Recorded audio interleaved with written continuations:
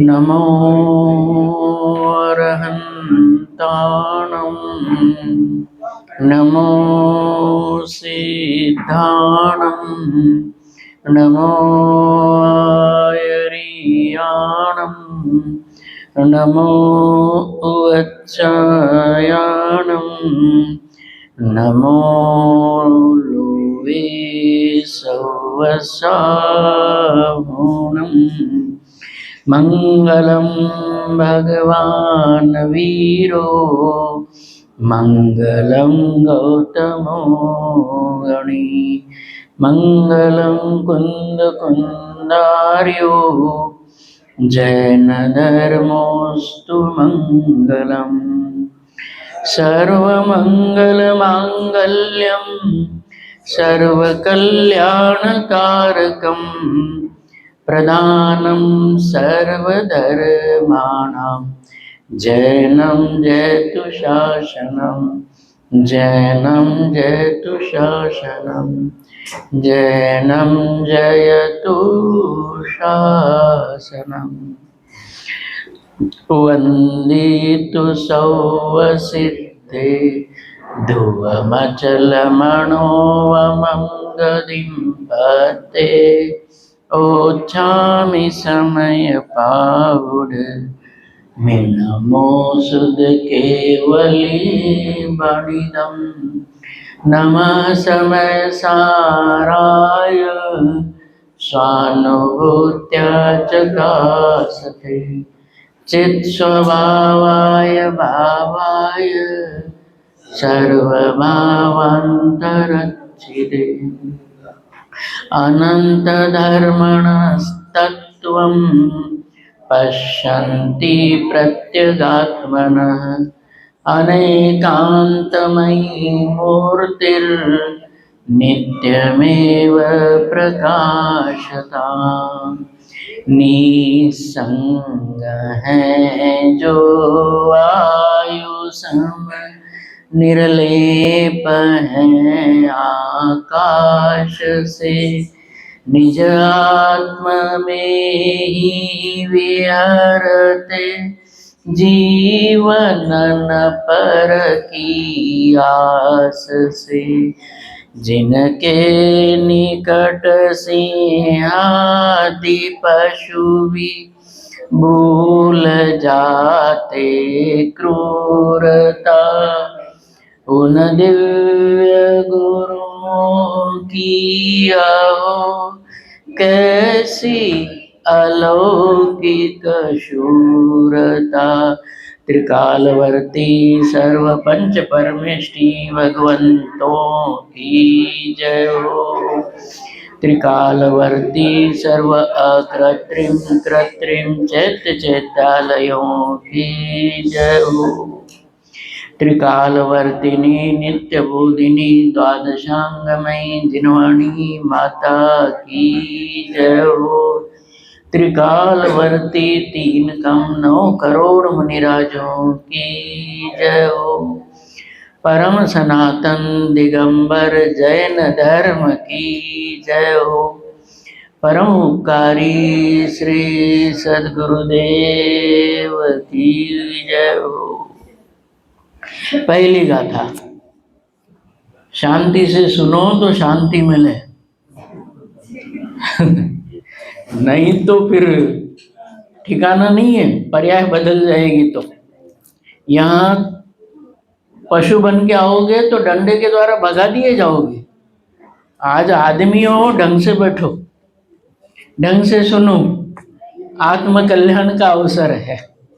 गाथा मंगलाचरण की है और मंगलाचरण की बात कई दिनों से चल रही है। मंग मतलब सुख और ल मतलब लाए। नाश्ता किया सुख आ गया, हो गया मंगल। मंग मतलब सुख, ये लौकिक सुख की बात नहीं। प्रवचन सार 76 नंबर की गाथा 76 कि बोले ये खाना पीना ये तो सब सुख ही नहीं है, ये तो कल्पना में सुख माना है।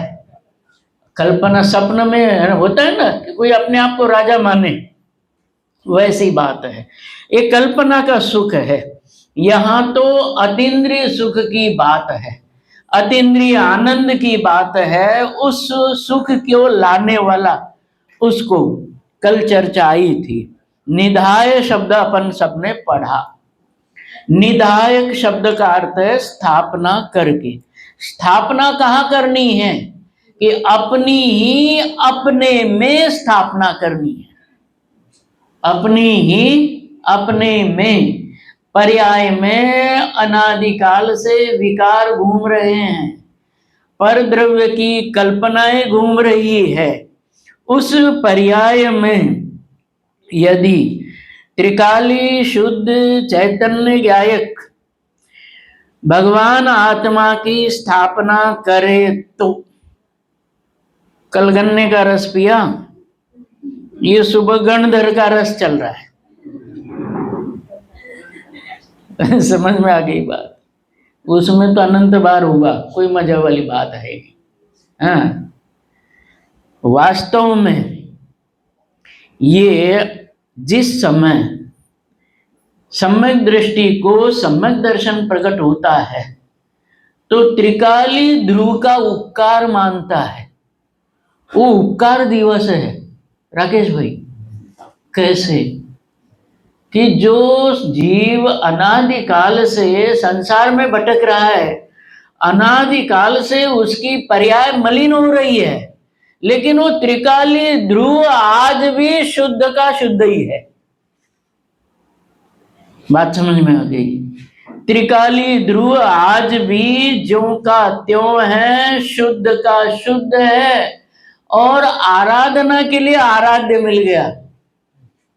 प्रभु पकड़ में आ गई बात कि अनादिकाल से प्रभु आगे आ जाओ, पहले गणधर। समझ में आ गई बात कि सम्यक दर्शन का दिवस ज्ञानी के लिए उपकार का दिवस है। त्रिकाली का उपकार मानने की बात है। देखो, उस ज्ञानी ने आपकी इज्जत बचाई है, आपके अभिमान जगाया है। क्यों? कि अनादिकाल से विकार में रहता हुआ भी उसका एक अंश भी विकृत नहीं हुआ है। बात समझ में आई? उसके कितने उपकार मानो, उसके स्थापना की बात है पर्याय में। स्थापना मतलब क्या, चर्चा करेंगे आगे। स्थाप्य जो है, देखो, जो त्रिकाली ध्रुव है और पर्याय है, इन दोनों में स्थाप्य स्थापक संबंध है। कौन सा संबंध है? स्थाप्य स्थापक संबंध है। प्रभु कठिन पड़े कई बार, कुछ शब्द न्याय के शब्द आ जाए। न्याय के शब्द अश्विन भाई कैसे आते हैं? सारे संसार में घूम करके देख लिया, कहीं भी सुख नहीं है। अब यहाँ जैन न्याय एक आता है, परिशेष न्याय। कौन सा न्याय है? ये भी कठिन पड़े, लिखना नहीं है, सुना नहीं है। परिशेष न्याय। परिशेष न्याय कैसे समझ में आता है? कि ऐसा उदाहरण दिया जिनवाणी में, न्याय शास्त्र में, कि ये जो देवदत्त नाम का व्यक्ति है ना, लड़का है, आदमी है, ये दिन में नहीं खाता लेकिन मोटा है। ये परिशेष न्याय का उदाहरण है। न्याय का नाम क्या है राकेश भाई? परिशेष न्याय। परिशेष न्याय मतलब कि ये जो है, ये दिन में नहीं खाता। ये देवदत्त नाम का लड़का है ना, ये दिन में नहीं खाता, फिर भी मोटा है। तो डॉक्टर साहब बताएंगे मोटा क्यों है? रात में खाता है। ये जो अर्थ निकलता है ना उसमें से, ऐसा। तो क्या है कि सारे संसार में घूम करके जीव ने देख लिया, विधान भी करके देख लिए, 28 मूल गुणों का पालन करके भी देख लिया, लेकिन ये समझ में आ गया कि बाहर कहीं भी किसी में भी सुख नहीं है। सुख है तो मेरे भीतर है, सिद्धों का सिद्धों के भीतर है। ये कौन से न्याय से बात सिद्ध होती है प्रभु? परिशेष न्याय, समझ में आ जाएगी बात। सारा संसार देख लिया, सारे संसार में घूम करके देख लिया। लोगों को तो क्या लगता है कि अच्छा हो गया हम यहाँ चिंतामणि पार्श्वनाथ में आ गए, है ना। घर रहते रहते बहुत टाइम बीत गया। लोगों की सोच बता रहा हूँ, विचार, लोगों को ऐसा लगता है बाहर बाहर है। क्या लगता है? बाहर बाहर है। मुनि राजों से पूछो, वो सोचते हैं बाहर तो हार है। मुनि राजों के अंतर्मन की बात देखो। उपयोग से मतलब स्वरूप से बाहर निकलना मुनियों को अपनी हार लगती, स्वरूप से बाहर आना ये मिथ्या दृष्टियों को तो बाहर लगती है। लेकिन मुनि राजों से पूछो तो उनको तो ऐसा लगता है कि बाहर तो हार है, परेशानी है। समझ में आ गई बात? तो ये संसारी जीव की प्रवृत्ति, पंडित वैद्य मशालची, इनकी उल्टी रीत तीनों की, पंडित वैद्य और मशालची। निर्जराधिकार में तो वैद्य का उदाहरण दिया है, जहर खाता है लेकिन मरता नहीं है, क्योंकि उसकी विधि उसको पता है। समझ में आ गई बात? शंख का उदाहरण दिया, काली मिट्टी खाता है लेकिन काला नहीं होता, दिया ना उदाहरण उसका भी। वैद्य का, पंडित वैद्य मशालची, पंडित विद्वान ज्ञानी, कैसे कि बाहर से भोगों में दिखाई देने पर भी परिणामों में उनके भोगों ने अपना आसन नहीं जमाया है। ये तो आवश्यकता है, परिस्थिति है, इसलिए इसके बिना चल जाए तो चला लेते काम।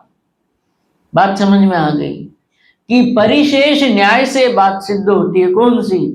कि संसार में घूम करके देख लिया, रिश्तेदार संबंधों को देख लिया, कहीं भी क्षण मात्र भी किंचित भी सुख नहीं है। जो भी सुख दिखाई देता है खरे कर तो दुख ही है। जो सुख है वो मान रखा है, वास्तव में सुख नहीं है। सुख यदि है तो, है ना, बेंसरी के शब्द है ना, बहुत सुंदर शब्द है, जाग तो जीव वो छेते क्या जाए। बात समझ में आ गई? सुख और आनंद से भरा हुआ त्रिकाली ध्रुव चैतन्य आत्मा सदा काल तेरे पास विराजमान है, लेकिन तूने पर्याय में विषय भोगों की स्थापनाएं कर रखी। समझ में आ गई बात? ये समझ में आनी चाहिए। देखो, मंगलाचरण की गाथा हो चाहे कोई भी गाथा हो, जो जिनवाणी है वो जिनवाणी के द्वारा, जिनवाणी का जो मर्म है वो पकड़ में आना चाहिए। समझ में आ गई बात? जिनवाणी का भाव जो स्वामी जी ने बताया 45 वर्ष तक, कि तू है तो भगवान लेकिन भूला हुआ है तो भगवान लेकिन खुद ही खुद को भूला हुआ है। 38वीं गाथा समय सार क्या लिखा है उसमें? ऐसा लिखा है कि अनादिकाल से यह जीव मोह से उन्मत्त हो रहा है, और मोह से उन्मत्त होने के कारण से इतना उन्मत्त हो गया है, ध्यान से सुनना, 2 बार कह रहा हूं, तीसरी बार और कहता हूं, कि मोह के कारण से यह जीव इतना उन्मत्त हो गया है कि हाथ में रखा हुआ सोना भी भूल गया। और दूसरी बात अश्विन भाई, उन्मत्तता क्या है? कि है उसको भूल जाना, यही उन्मत्तता है। जो है उसको भूल जाना यही उन्मत्तता है। उदाहरण ना, करतल विन्यस्त चामी कर विस्मृत न्यायेन। क्या लिखा है? करतल अपने ही पास, अपने ही भीतर। अरे वो तो आधार है किनका? स्वामी जी के प्रवचनों में सुना होगा कि पर्याय द्रव्य में से आती है और द्रव्य में ही समा जाती है ना। वो तो आधार हो गया। और आधार के बिना पर्याय का भी अस्तित्व नहीं है। आधार के बिना पर्याय का भी अस्तित्व नहीं, भले ही वो अपनी योग्यता से आती है। तर्क करे कोई, वो तो त्रिकाल शुद्ध है, पर्याय अशुद्ध क्यों है? वो सिद्ध होता है कि पर्याय अपनी योग्यता से आती है, द्रव्य के कारण से नहीं आती। बात समझ में आ गई? वो तो आधार है, और उस आधार को भूलोगे तो जैसे बिना खंभों के महल नहीं होता, वैसे बिना ध्रुव के द्रव्य की सत्ता ही सिद्ध नहीं होती। उसी को भूल गया। चलो और कोई चीज भूल जाए, साबुन तेल वगैरह कुछ भूल जाए तो दुकान से ले आएंगे, है ना? वो आदमी ही भूल जाए तो गड़बड़ वाली बात है। ऐसे कि वो जो सोना है उसको ही भूल गया। अब एक और आगे की बात है, जो हाथ में रखा हुआ सोना है वो शुद्ध होगा क्या अशुद्ध होगा?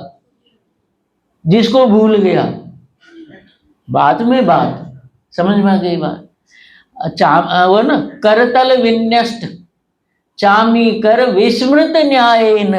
धर्म देखो इतना ही है प्रभु। जीव अपनी प्रभुता को भूल गया है, अपने आप को पामर मान रहा है, अपने आप को पामर मान रहा है, ये अधर्म है। और अपनी प्रभुता को याद करे, ये ही धर्म है। धर्म कुछ और नहीं है। बैठे बैठे यहां पर समझ में आ गई बात? पामर मानना ही अधर्म है। समझ में आ गई बात? और प्रभु मानना ही, उस इसमें है ना समय सार में, ये 38वीं गाथा में प्रभु शब्द का प्रयोग किया। हाँ, प्रभु शब्द का प्रयोग किया कि ये जो है अपने आप को, देखो क्या लिखा है, परमेश्वरम आत्मानम ज्ञात्वा। देखो धर्म की शुरुआत कहाँ से होती है? श्रोता मान करके धर्म की शुरुआत नहीं होती, वक्ता मानने से धर्म की शुरुआत नहीं होती, विधान करने से, मंगलाचरण करने से धर्म की शुरुआत नहीं होती है। धर्म की शुरुआत कहाँ से होती है? बड़ी ऊंचाई वाली गाथाएं हैं साहब, ग्रंथ ही ऊंचा है। क्या लिखा है अश्विन भाई? तीसरी लिटी है ना, परमेश्वरम आत्मानम ज्ञात्वा। क्या लिखा है? इतना हिंदी अर्थ समझ में आ गया राकेश भाई? अपने आप को परमेश्वर जान करके अनादिकाल से पामर मान रहा है। पामर मान रहा है, ये अधर्म वाली बात है, कषाय वाली बात है। क्यों कि पामर मान रहा है, उसको परमेश्वर बनना है, और जो परमेश्वर मान रहा है उसको परमेश्वर बनना नहीं है, परमेश्वर पना स्वीकार करना है। हाँ प्रभु, कितनी अलौकिक बातें हैं। हाँ, कोई छोटी मोटी बात हो? देखो छोटी मोटी बात हो नहीं सकती, क्योंकि अनादिकाल के भव का अभाव करने वाली बात छोटी मोटी तो हो नहीं सकती, है ना? साधारण भी नहीं हो सकती, और पामरता वाली तो बिल्कुल ही नहीं हो सकती। क्या लिखा है कि परमेश्वरम आत्मानम ज्ञात्वा। देखो थोड़ी सी सूक्ष्म बात है, समझ में आ जाए तो। इससे पहले अश्विन भाई, इससे पहले न्याय दिया है ना, तो क्या है कि अवलोकन न्यायेन, बराबर? थोड़ी सी चर्चा ये भी कर लेते साथ में। न्याय कौन सा दिया? अवलोकन का न्याय दिया। कर्ता पने का न्याय दिया, भोक्ता पने का न्याय दिया कि नहीं? किसका न्याय दिया? अवलोकन का न्याय दिया। बात समझ में? अवलोकन का न्याय दिया तो ये समझ में आता है कि जो वस्तु पहले से है उसको मैंने नहीं देखा, ये मेरा अपराध है। डॉक्टर साहब पकड़ में आ गई बात? जो है पहले से है, लेकिन मेरा अपराध कितना सा रहा? न्याय अवलोकन का है। न्याय कौन सा है? अवलोकन का न्याय है। अवलोकन के न्याय से, बात समझ में आ गई? अवलोकन के न्याय से ये बात सिद्ध होती है। न्याय कौन सा बताया प्रभु? अवलोकन का न्याय। दूसरी बात एक और भीतर उपयोग कराने की कोशिश है। ये तो मैं जानता हूँ कि मेरे तीर्थंकरों के समझाने से नहीं समझे तो मेरे डुगडुगी से तो क्या समझोगे, हाँ? और काल लब्धि पक जाए तो डुगडुगी भी काम कर जाए, नहीं है बात समझ। दूल्हा दुल्हन तैयार हो तो 2 बाजे भी उसको बंधन में बंधा दे, और वो तैयार नहीं हो तो बात देखो क्या है। अवलोकन का न्याय है। मुझे दूसरी बात कहनी है कि जो भीतर हाथ में रखा हुआ जो सोना है वो सोना अशुद्ध नहीं है, शुद्ध है। ऐसे ही यहाँ पर जो पहली गाथा है, इस पहली गाथा में जो ये बताया समय सार की बात कि निधाय अपने भीतर, देखो कैसा चमत्कार होगा। एक बार अपने आप को परमेश्वर अनुभव करके तो देखो, एक बार अपने आप को ध्रुव रूप अनुभव तो करके देखो, फिर आपके पास भले ही उपसर्ग आ जाए, परिशा आ जाए। देखो लोक व्यवहार में क्या कहते हैं कि जीव अनादिकाल से एकत्व भावना आती है ना 12 भावना में, कि अकेला ही जन्मा है, अकेला ही मरा है ना। वो अकेला कौन, पर्याय तो बदलती है। प्रभु एक चिंतन का विषय कि पर्याय तो बदलती है, वो तो अकेली है नहीं। अकेला किसको कहा कि वो त्रिकाली ध्रुव पर्याय के साथ अकेला ही रहता है, फिर भी ज्यों का त्यों रहता है। जैसे जंगल में शेर, बात समझ में आ गई, जैसे जंगल में शेर होता है उसको भय नहीं होता क्योंकि वो शेर है, ऐसे त्रिकाली पदार्थ ध्रुव है, उसको नष्ट होने का कोई भय नहीं है, और उसका अनुभव वेदन करने वाली पर्याय भी उसी के जैसी होती है। उस पर्याय को भी नष्ट होने का, मिट जाने का भय नहीं, क्योंकि वो ध्रुव है, ध्रुव से जुड़ी हुई है। वो धवल जी का नाम सुना ना आपने, वो एक उदाहरण बताते थे।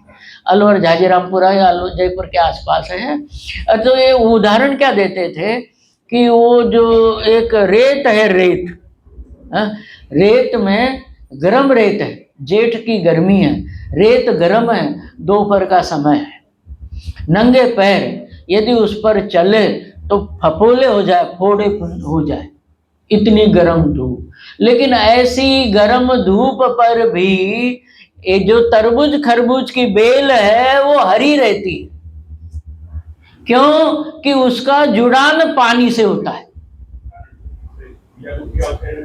बात समझ में आ गई। वो पेड़, हाँ, बोलने पर भी फाइन है, प्रभु लेंगे नहीं कुछ भी, कौन लेता है कौन देता है ना। बात समझ में आ गई। टोकता क्यों हूं, क्योंकि जाने अनजाने में हमसे पाप का बंध होता है, जिनवाणी की अभिनय होती है, किसी का संसार नहीं बढ़े इसलिए टोकता हूँ, बाकी कोई वो नहीं है। चाहे 2 लोग हों, हमारे राकेश भाई या अश्विन भाई हो तो भी काम चल जाएगा। बात समझ में आ गई। बात तो ये है कि अभिनय नहीं हो, पाप का बंध इस तरह का नहीं हो, इसलिए देखो बेल हरी क्यों है और सम्यक दृष्टि की पर्याय निर्भय क्यों है समझ में आ गई बात। सम्यक दृष्टि की पर्याय निर्भय है, निशंक है, निकांक्षित है। बात समझ में आ गई। उसको पर का कण मात्र भी, परमाणु मात्र भी नहीं चाहिए। ओ गणधर आगे आ जाओ, समझ में आ गई बात। जैसे तपती रेत में जो बेल हरी भरी है, हरी भरी जो बेल है वो हरी भरी क्यों है, बस इतना सा ही उत्तर आपको धर्म के लिए पर्याप्त है। समझ में आ गई बात। वो तपती रेत पर जो बेल है वो हरी भरी बेल हरी भरी इसलिए है क्योंकि उसका जुड़ाव पानी से है। ऐसे ही ज्ञानियों का जुड़ाव श्रद्धा से, ज्ञान से, चारित्र से त्रिकाली ध्रुव के साथ होता है, इसलिए उनकी पर्याय में दुख तो रहता ही नहीं, भय भी नहीं रहता।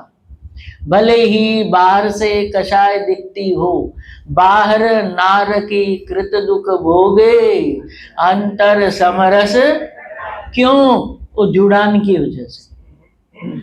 जैसे बेल हरी ही नहीं रहती, आगे उदाहरण अश्विन भाई, बेल हरी नहीं रहती बल्कि उस पर फूल भी आते हैं, बढ़ती भी है, गुणस्थान बढ़ते हैं, और उस पर फल भी लगते हैं।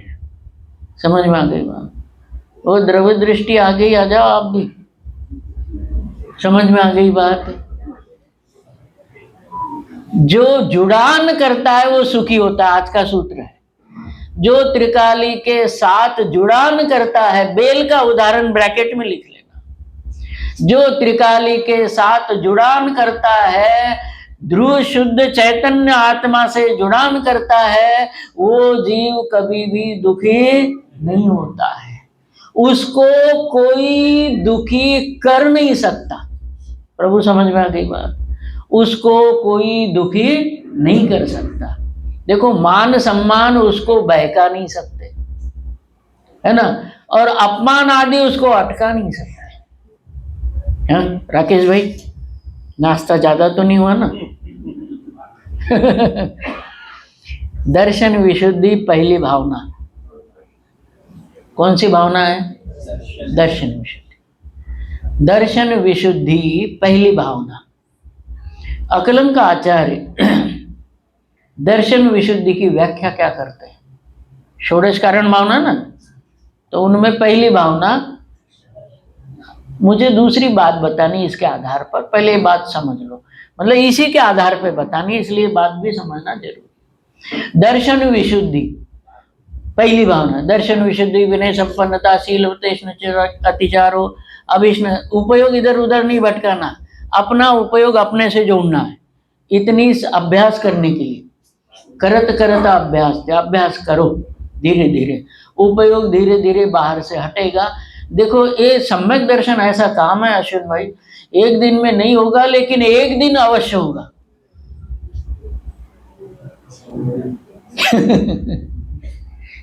लगे रहो तो बात समझ में आ गई।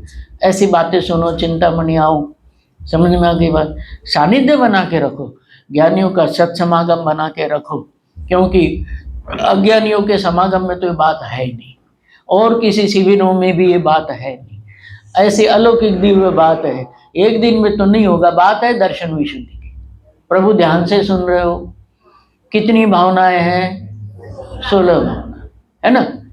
अब पहली भावना है दर्शन विशुद्धि, ये पंडित जी ने चर्चा की थी ना सुबह। तो पहली भावना है दर्शन विशुद्धि। वो 5 बार मंदिर जाने वाला, उसके मंदिर जाने वाला, वो महादर्शन प्रतिमाधारी हो, 3 बार वाला दर्शन प्रतिमाधारी, है ना। दर्शन विशुद्धि का मतलब क्या? आचार्य अकलंक देव के शब्द है। आचार्य अकलंक देव क्या कहते हैं कि सम्यक दर्शन की वृद्धि की भावना वो तो दर्शन है, उसकी प्राप्ति वो दर्शन है। बाकी कितनी भावनाएं रह गई? विनय संपन्नता सी 15 रहेगी ना, तो उन 15 भावना रूप आचरण करना यही विशुद्धि है। इसमें से बहुत अर्थ निकलते हैं, अभी समय कम रहेगा, है ना, बहुत कम। समझ में आ गई बात? कि दोबारा फरी थी कि सम्यक दर्शन की मतलब त्रिकाली ध्रुव की पर्याय में प्राप्ति, इसका नाम दर्शन, और उसको वैसा ही बना रहे, पर्याय में उसको वैसा ही बना के रखने के लिए जो कुछ किया जाता है, विनय संपन्नता आदि, ये सब विशुद्धि में चले जाते हैं। आचार्य अकलंक के शब्द है प्रभु। ये क्या लिखा है? दोबारा ठीक लगता है या कठिन लगता है? अब प्रफुल्ल भाई को तो कठिन, इस पंडित जी का प्रवचन कठिन। समझ में आ गई बात? क्या लिखा है कि दर्शन और विशुद्धि 2 शब्द है ना। दर्शन का मतलब अंतरंग में चैतन्य की प्रतीति होना, त्रिकाली ध्रुव शुद्ध चैतन्य आत्मा का अनुभव होना, वेदन होना, देखो, ज्ञान होना और वेदन होना में जमीन आसमान का अंतर है। ज्ञान तो रोजिना हो रहा है, लेकिन वेदन एक बार भी जीव ने नहीं किया। सबसे बड़ी बात यह है, देखो, कर सकता है लेकिन किया नहीं। कर सकता है, करने को किसने मना किया? कौन से कर्म के उदय ने मना किया? चलो इधर तो नहीं, दर्शन विशुद्धि वाली बात है। दर्शन विशुद्धि क्या है? देखो, साधर्मी के द्वारा ध्यान रखा जाना, ये विशुद्धि ही है। प्रवचन वात्सल्य तो है ना लास्ट में, बात समझ में आ गई? साधर्मी के प्रति यदि संभालने का उपयोग विकल्प आपको आता है तो आपके सम्यक दर्शन में विशुद्धि बढ़ेगी। नहीं आई बात समझ में? दर्शन विशुद्धि, इसकी तो जितनी व्याख्या करो उतनी कम है। बात यह है निश्चय में स्थाप्य स्थापक संबंध है। कौन सा संबंध है? स्थाप्य स्थापक। और व्यवहार में दृश्य दर्शक संबंध है। अश्विन भाई 2 शब्द पढ़े थे ना कि स्वात्मनि परात्मनि च निधाय, ये 4 शब्द पढ़े थे। स्वात्मनि परात्मनि च निधाय पढ़े थे ना, ये जिन वचन, अरे पुण्यवान ही पढ़ते हैं। समझ में आ गई बात? इतना तो पुण्य लेके बैठे हो, है ना? ये एसी में बैठे हो, ये तो पुण्य है ही। देखो दोबारा, स्थाप्य स्थापक संबंध होता है निश्चय में। दूसरी बात, वेद्य वेदक संबंध भी निश्चय में होता है। व्यवहार में कभी भी 3 काल में वेद्य वेदक संबंध नहीं होता, क्योंकि एक द्रव्य दूसरे द्रव्य का वेदन ही नहीं कर सकता। बात समझ में आ गई? तर्क सहित कि एक द्रव्य बहुत बढ़िया था, नाश्ता है ना, खाकरा, नमकीन, घी, समझ में आ गई बात? स्वामी जी को तो आत्मा की बात सुन करके आहा निकलती थी, लोगों को नाश्ते की बात सुन करके आज तो मजा आ गया। निश्चय में वेद्य वेदक संबंध होता है। व्यवहार में कभी 3 काल में वेद्य वेदक संबंध नहीं होता है।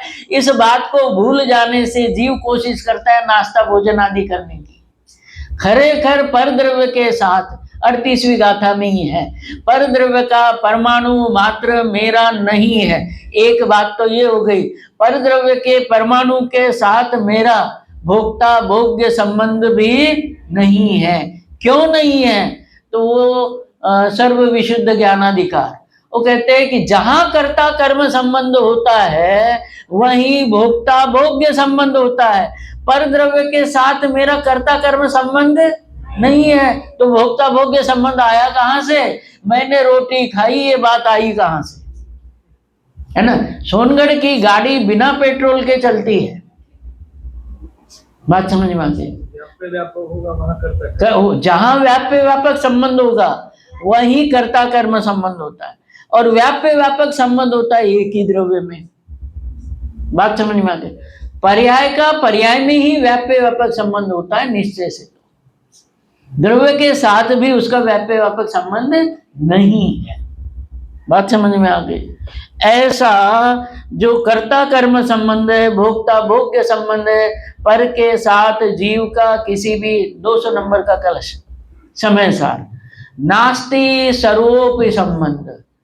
ये बात जब भी मैं कहता हूँ राकेश भाई ध्यान से सुनना, ये वास्तव में खरेखर बाकी द्रव्य के साथ, बाकी पदार्थों के साथ इस जीव द्रव्य का, इस पदार्थ का कोई संबंध नहीं है। अपने साथ सुख का, अपने साथ आनंद का, अपने साथ शांति का संबंध है। अपने साथ है क्या? नहीं है भाई। शांति सुख आनंद आएगा कहां से? कि जहां है उसमें से ही आएगा, मेरे भीतर है। बात विश्वास की है, इसलिए यहां लिखा 38वीं गाथा में अवलोकन न्याय न। कौन सा न्याय बताया? अवलोकन न्याय। हाँ, एक तो है निश्चय और एक है व्यवहार। सिद्धों की अपने भीतर स्थापना करना, ये निश्चय नमस्कार है, भाव नमस्कार है। और दूसरे को सिद्ध समान देखना, क्योंकि दूसरे के साथ स्थाप्य स्थापक संबंध नहीं है, दृश्य दर्शक संबंध है। हम सभी को सिद्ध बना नहीं सकते। प्रभु ध्यान से सुनना, एक एक शब्द अमृत जैसे लगे ऐसे हैं। हम सभी को सिद्ध बना नहीं सकते, लेकिन हमारे दृष्टि में वो ताकत है कि हम सभी को सिद्ध देख सकते हैं। बात समझ में आ गई? मैं किसी को सिद्ध नहीं बना सकता, कोई किसी को सिद्ध नहीं बना सकता। आदिनाथ भी मारीची को सिद्ध नहीं बना सके। बात समझ में आ गई? लेकिन हम किसी को सिद्ध देख तो सकते हैं। बात समझ में आ गई? दूसरी बात, मलाड में घर है अश्विन भाई, सर्वार्थ सिद्धि को घर में ला नहीं सकते, लेकिन तत्व चर्चा करके घर को सर्वार्थ सिद्धि, बताओ कौन सी बड़ी बात है? बात समझ में? अनादि से जीव अपने आप को पामर मान रहा है।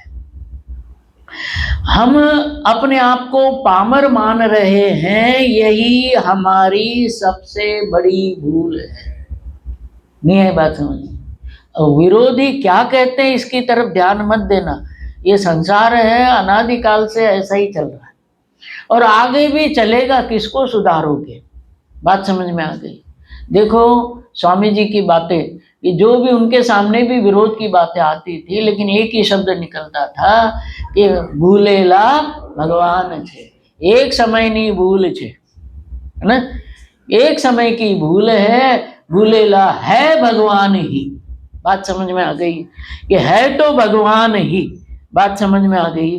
कि बात ये है कि मंगलाचरण की गाथा में ये बताया है कि स्थापना किसकी करनी है? कि स्थापना सिद्धों की करनी है। और स्थापना सिद्धों की जो करनी है, स्थापना एक बार करने के बाद क्या होगा, कल भी चर्चा की थी। और अश्विन भाई का कहना था कि आपके ऐसा लग रहा है कि कुछ बाकी है, तुमसे प्रेरणा मिल गई और दोबारा वही चर्चा। एक आदमी था, उसको भगवान प्रसन्न हो गए। कहानी है, कहानी की तरफ ही लेना। कि उन्होंने कहा कि भाई तेरी भक्ति से मैं प्रसन्न हो गया हूं, तो बता तेरी क्या कामना है? समझ में आ गई बात? उसने ये कहा कि हे भगवान, कोई काम न रहे यही मेरी कामना है। कोई काम बाकी न रहे। समझ में आ गई बात? क्या पूछा था? भाषा वाली बात है, भाषा की बात है कि हे वत्स, हे शिष्य, बता तेरी क्या कामना है? तो उसने क्या जवाब दिया है कि कोई काम मेरा बाकी न रहे यही मेरी कामना है।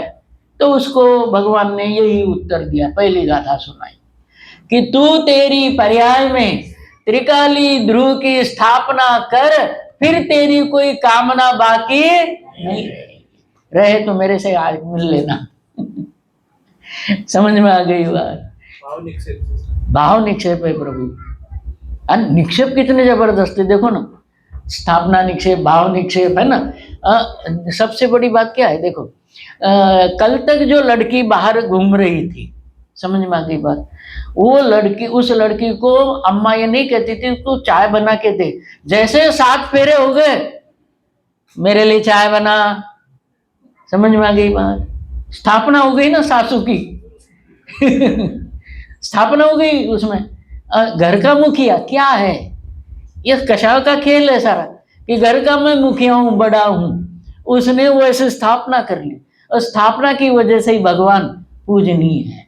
स्थापना न हो तो, बात समझ? स्थापना का कमाल है प्रभु, और यही कमाल देखना है तो अपने भीतर सिद्धों की स्थापना करके देखो। समझ में आ गई बात? वो पंडित जी ने कहा था कि प्रवचन में बताना वैभव किसका, सौधर्म। वो 32 लाख विमान की बात नहीं करूंगा, मुझे छोटी सी बात करनी है, समय भी मात्र 5 मिनट का बाकी है। एक छदाम नाम का बहुत अमीर राजा से भी बड़ा सेठ था, समूह शरण आया, और उसने, कंजूस सेठ था, बहुत सारी संपत्ति वगैरह इकट्ठी कर ली थी, और उसको ऐसा लगा कि आज अवसर है, चौथे काल की बात है प्रभु, सच्ची घटना है। आज अवसर आया है कि मेरे पास जो वैभव है वो दिखाऊं। बोली के टाइम लोग कहते ना, आज मैं बताऊंगा 1 करोड़ की बोली लूंगा, है ना, ये बताऊंगा कि मेरे पास पैसा कितना है। उस तरह की थी वो बात कि उसने क्या किया, समूह शरण में जाने के लिए बहुत लंबा चौड़ा जुलूस बनाया, और लंबा चौड़ा वो सारा वैभव करना था ना उसको, प्रदर्शनी, वो संपत्ति की प्रदर्शनी करनी थी, वो कर दिया उसने। उसी रास्ते से मतलब इनका सौधर्मेंद्र का वो जाना था। और जैसे सीता की अग्नि परीक्षा में भी मदन केतु देव को उन्होंने वहीं छोड़ दिया था। वो मदन केतु ने कहा था कि देख ले भाई, मतलब महाराज देखो ये क्या हो रहा है, भाई हमको तो जल्दी है, वो काम निपटाना है। पंचकल्याण ने कहा तू यहाँ ठहर जा और ये उपसर्ग दूर करके आ जाना, सीता का उपसर्ग बताऊंगा विस्तार से। लेकिन अभी तो वो छदाम राजा की बात सुनो। उसने बहुत बड़ा जुलूस बनाया, लंबा चौड़ा, है ना, जैनों का जुलूस बहुत लंबा चौड़ा। उधर से वो इंद्र निकल रहा। इंद्र ने अवधि ज्ञान से जान लिया कि ये किस वजह से, पता चला कि ये तो अपना प्रदर्शन करना चाहता है। अब इंद्र के पास क्या कमी है ना, 27 करोड़ तो उसकी अप्सराएं होती है, इससे अधिक तो वो विक्रिया बना लेता है। कौन? सौधर्मेंद्र, इससे ज्यादा विक्रिया बना लेता है। तो उसके पास क्या कमी? उसने उससे भी बड़ा जुलूस, उससे भी बड़ा, और उसके बराबरी में चले। ओ भाई क्या हाल है, है ना, बराबरी से चले दोनों, ये क्या हाल चाल है पूछेंगे। सही है साहब। उसको छदाम को पता चल गया कि भाई ये जो इंद्र ने काम किया, ये इंद्र ने ये काम जो किया वो मुझे नीचा दिखाने के लिए, मेरा अभिमान तोड़ने के लिए किया। वो चला गया समूह शरण में, दोनों ही गए, वहीं तो जाना ही था दोनों को। वहां जाकर के उसको इतना वैराग्य हो गया था, दीक्षा ले ली। दीक्षा लेने के बाद वो छदाम राजा, जैसा वो जो सेठ था, वो कहता इंद्र इधर आ। इंद्र को बुला ला, इधर आ। बोले बता क्या हालचाल है, मेरे वैभव की बराबरी कर। समझ में आ गई बात? अब मेरे वैभव की बराबरी करके देख। बात समझ में आ गई कि वो चरणों में लौट गया।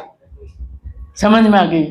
चरणों में लौट करके कहता है कि प्रभु थोड़े समय के लिए चीज दे दो, है ना, मेरा वो सारा वैभव ले लो, लेकिन थोड़े समय अंतर्मुहूर्त के लिए दे देना। मैं आपको वो कर सकता हूँ, मतलब वादा कर सकता हूँ कि अंतर्मुहूर्त में मैं केवल ज्ञान लेकर के आपको दे दूंगा।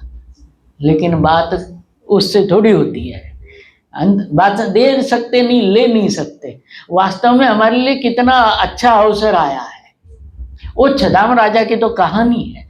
वास्तव में अपनी पर्याय में सिद्ध की स्थापना करके देखो, निश्चय नमस्कार भी है, और उसको नमस्कार करने के बाद, मतलब सिद्ध की स्थापना, अनुभव, वेदन करने के बाद जो अतीन्द्रिय आनंद आएगा, मैं गारंटी से कहता हूं कि फिर कभी विषय भोगों में सुख की कल्पना भी नहीं होगी। ऐसा ही त्रिकाली ध्रुव सभी की पर्याय में स्थापित हो, इसी भावना से अभी के